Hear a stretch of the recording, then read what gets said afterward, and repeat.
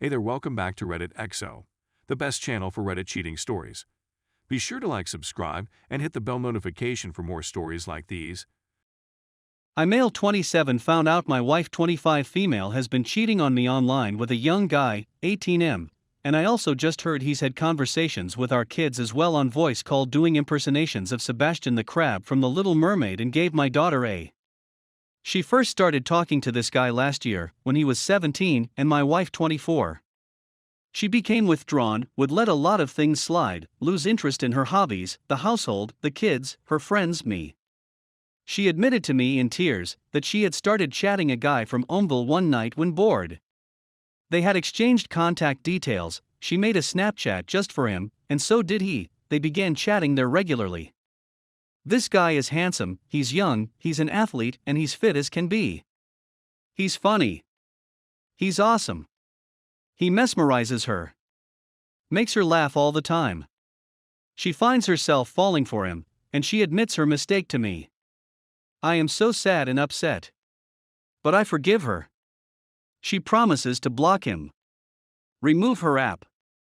Things are cool for a while, but months later I find out she still has Snapchat. She says it's for her other friends. I push the issue, turns out she still talks to the guy. I am not okay with this. She says they are just friends. I tell her to block as she says she does.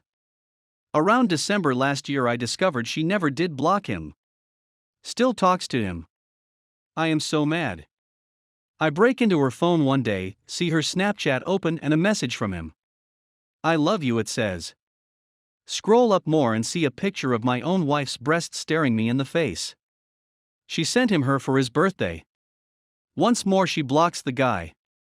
I think things are fine, but I am starting to lose my feelings for my wife. One time around Christmas my oldest daughter tells me, excitedly, that she had a phone call with Sebastian the Crab. Like the buddy of Ariel the Little Mermaid from the Disney movie? I shrug it off. I mean, 4-year-olds make up all the time, right? And she has a very rich imagination. She constantly insists she's a real fairy or princess and claims to have magic powers and whatever. I find out just yesterday that my wife never stopped talking to the guy until this past February, when he suddenly ghosted her out of nowhere. Which makes sense because she was very sad and depressed at the time. She then deleted all her apps and accounts in anger, and now has no way of contacting the guy or being contacted by him. Not sure if I even believe that anymore, but sure. She was sharing all she did to me. Like she wanted it off her chest. I just let her talk, and she admits to it all. Says she really fell in love with him. Mentions how she read a lot on Quora about polyamory. Quora is her Bible. And that she feels like she can love multiple people at once, that her love for me has not diminished by loving another guy. I call, then she admits she even had voice calls with the guys at night when I am away. I often work night shift.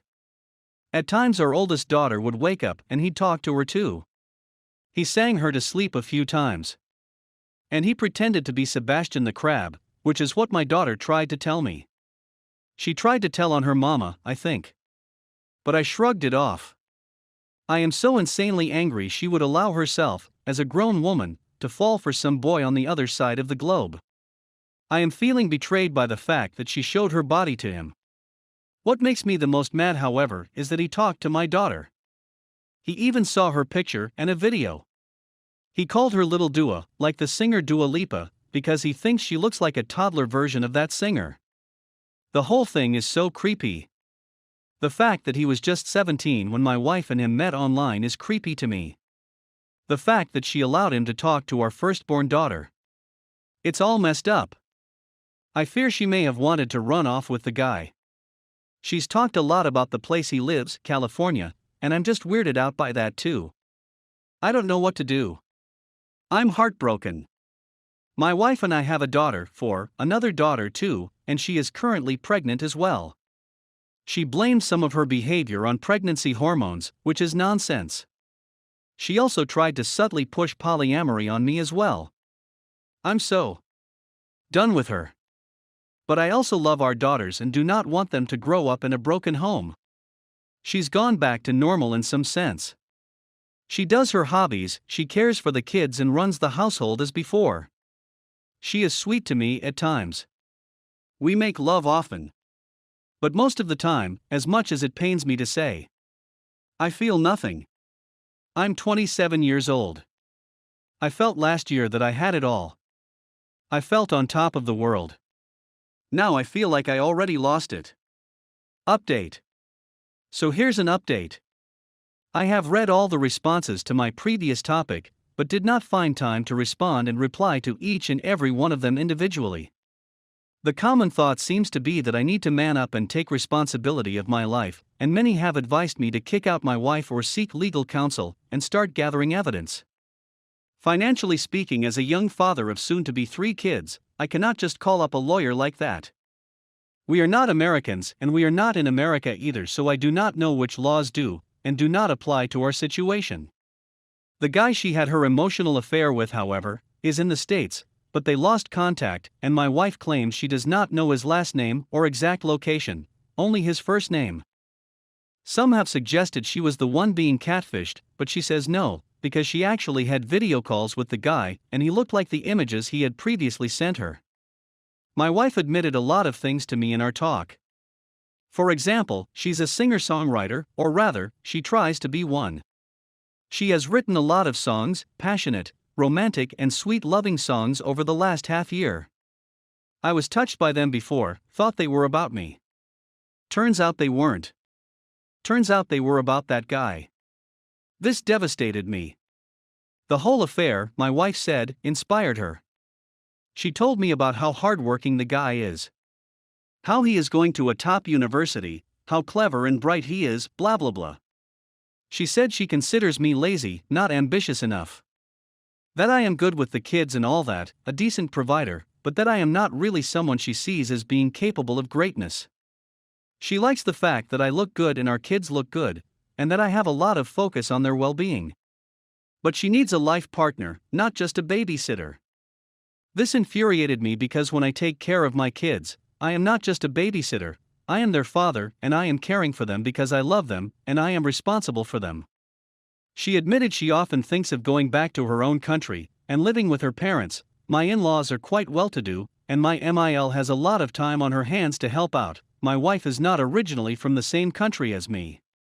My wife said she'd take the kids. Follow her dreams in the city she studied in, which she thinks will give her a better chance at success. She also regrets having married me in the first place. She says that she wouldn't have married me if she knew at the time how lazy I was. For the record, I am not lazy. I work night shift 3 nights a week, also work during days several other days. On the evenings I am home. I manage to at least twice a week. I do groceries, pick the kids up from school, make them sleep too regularly.